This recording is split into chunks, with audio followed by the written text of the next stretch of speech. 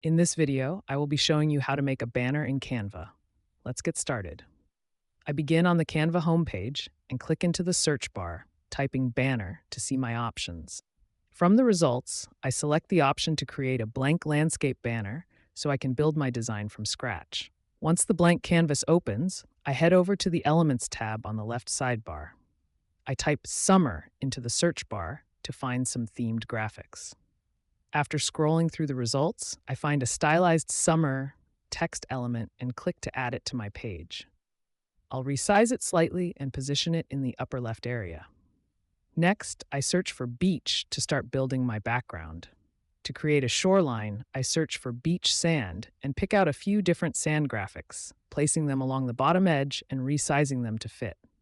I continue to add more wave layers, stretching them across the width of the banner to create a sense of depth. To ensure everything sits correctly, I use the layer settings to send the larger water background to the very back, allowing my foreground elements to stand out.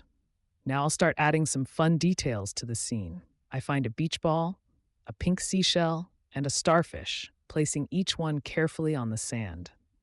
To make the water more dynamic, I add a jumping dolphin and some graphics of children playing in the waves. On the right side of the banner, I'll add a surfboard and some tall palm trees, adjusting their layers so they appear to be planted in the sand.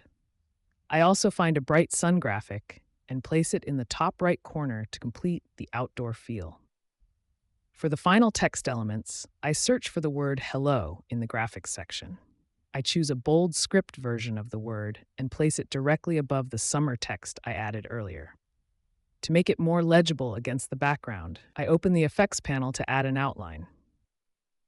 I'll do one last check of the placement of all my elements to make sure the composition looks balanced. And just like that, I have a professional-looking summer banner ready to go. Thanks for watching.